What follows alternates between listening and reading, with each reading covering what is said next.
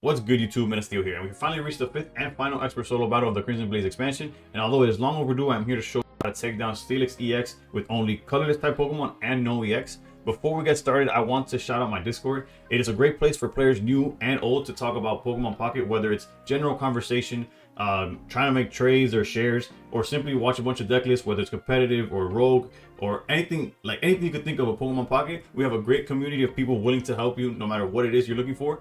Not to mention, if you are watching this video before New Year's, I will be giving away a full art Cyrus at 12 a.m. Eastern time on New Year's Day. More details will be posted in the Discord, so make sure you check it out. And now let's break down the deck that we'll be facing, as this deck is far from how I would build Mega Steelix. But their game plan is simple. They just hide their Onyx behind ideally a Probopass, technically Ditto as well.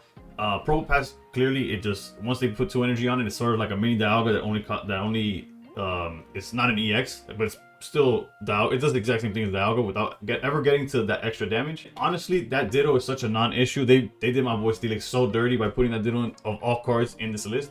But all things considered, the best thing that Steelix has to offer, or has going for it, is its bulk. And realistically, when you look at the list of all the non-EX colorless Pokemon that we have access to, there's not many, if any, actually, that could deal enough damage to take down a Mega Steelix, especially like a 1v1.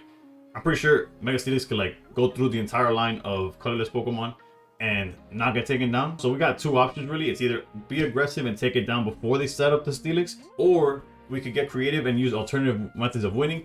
Ultimately, I went with Aerodactyl Silvally, which is essentially both a combination of the aggro and gimmick options. In solo battles in the past, I have thrown Aerodactyl into my Silvally decks, but more of as a joke, because Silvally is usually more than enough to take these down. But in the case of Steelix, Aerodactyl is actually essential. Thus, we maximize both the cards to increase our chances of finding it, because without there's no way of searching fossils. So we're playing 2 copies of Copycat and maximizing the coin flip by playing 2 copies of Will as well.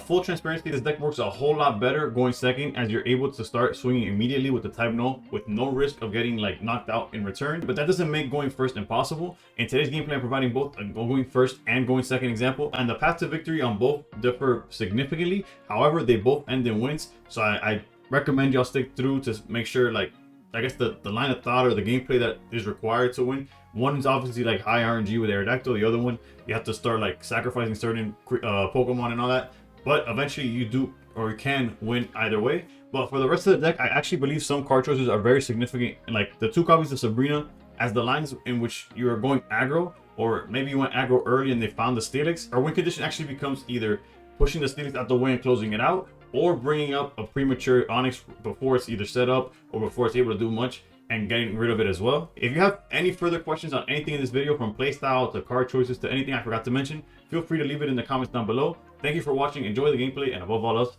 stay pro. Seconds, which is definitely ideal. We're guaranteed no. And wow, what a hand. If I could pick a custom hand, it'd probably be this one. There's some things that would make it a little bit better, but for the most part, yeah, this is... Okay, heavy helmet back there is it's fine for now. Okay, double amber, no reason not to put him down. They don't have Sabrina, they're only playing Cyrus.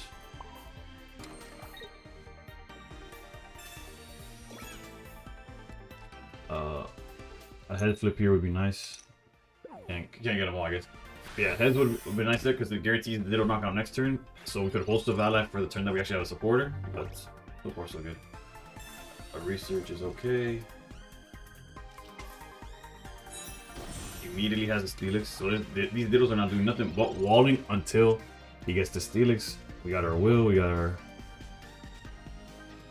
Alright, then we gotta be aggressive here. Let's go for the knockout. That Steelix is gonna be relevant for a while. They have no ramp being built up. What else? Yeah, they got no ramp. They can no longer use Brock, at least not on the Steelix, of course. So they're gonna go to 2 energy. We knock out this Ditto, whether it's using a Will for no reason, or maybe Sabrina get. Right, so we have 2 options. We could either Sabrina, grab that Steelix out, hit it for 80, then they'll go to the 3rd energy, hit it for some more, or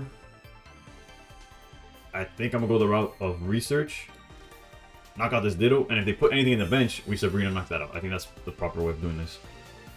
And oof, okay. there's no way we lose it at this point. Yes, we got lucky on the draws, but also if you're going second, most games are gonna feel like this because you just have so much aggression that they don't really get time to set up. They don't get time to go into nose pass. They don't get time to start ramping the Steelix. Like here, yeah, they get Steelix to 3 energy, and we already have a way to bottom deck it. Wow, and we're getting the rare, no knockout victory here. It's only gonna be 2 pointers, but it counts all the same. We won with no EX, all colorless deck, within 12 turns. We didn't take a damage. I forgot what the 12 Crimson Blaze cards, that'll be in the next video.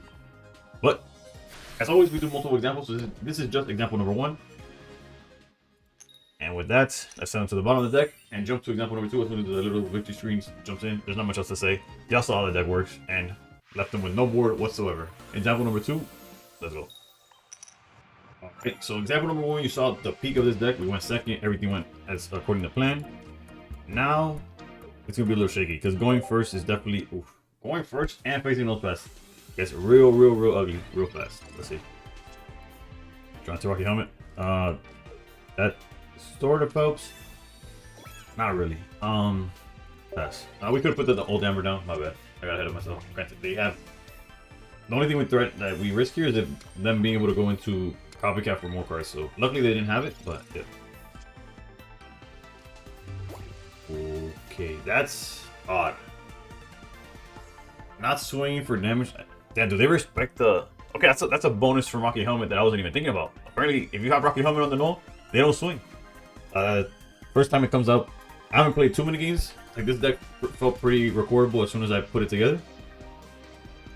And, well, damn. Okay, yeah. Next turn they can't do anything really. So let's go. Yeah, let's swing because. Yeah. Oh, okay. I don't know what to say here. Other than probably they're gonna go Brock again into Steelix. Like, I genuinely don't know why they played it this way. There's, yeah, that part's like obvious. Granted, we are not gonna knock out this nose pass, and they high roll. No punishment for playing it as weird as possible, but it's all good.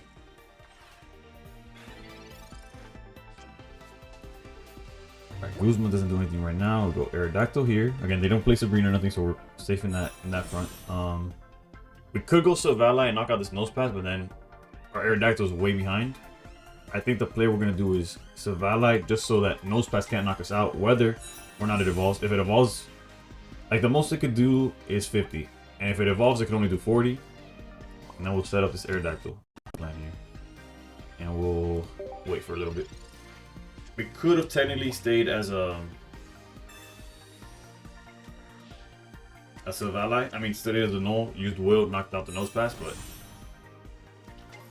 in this way, we're in a way better position.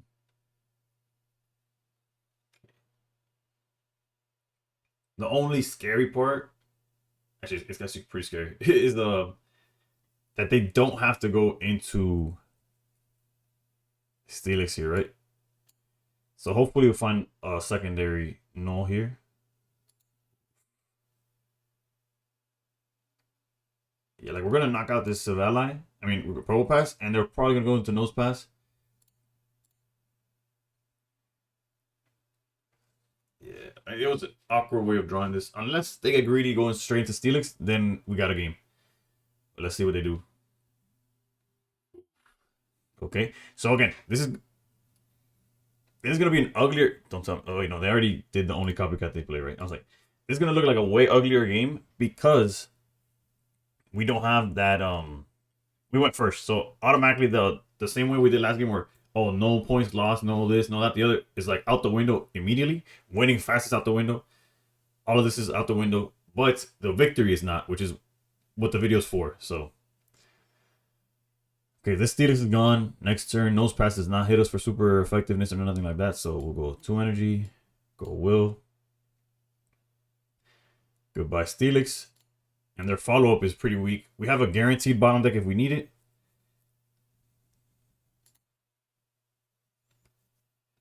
But we'll probably start taking our chances. Because we need to actually use our turns to find Null and the like Pokeballs. That's probably just the other Onyx or a Ditto. That works too.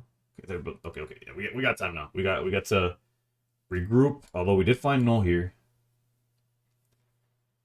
But if anything, let's just thin the deck, find Gladion. They already used their Copycat, right? Okay, they're only playing one Copycat. We're the ones playing two. Granted, Copycat is horrendous right now. Let's see if we could get this bottom deck going. How many Brocks have they used? They used both their Brocks, so this Onyx is not getting built up anytime soon.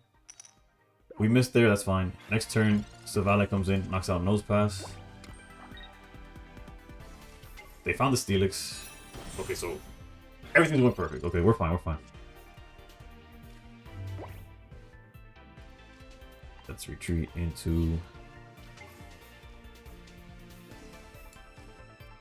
Another good thing about Aerodactyl is that when it bottom decks, the items, like the tools, go to get removed. Let's go research here. We just need the boost. We don't care much for anything else. Rocky helmet here. Alright, that's a wrap. We win regardless of what happens. So we knock out Nose Pass here for 2 points, and then next turn we just Sabrina for the Ditto, and that's it.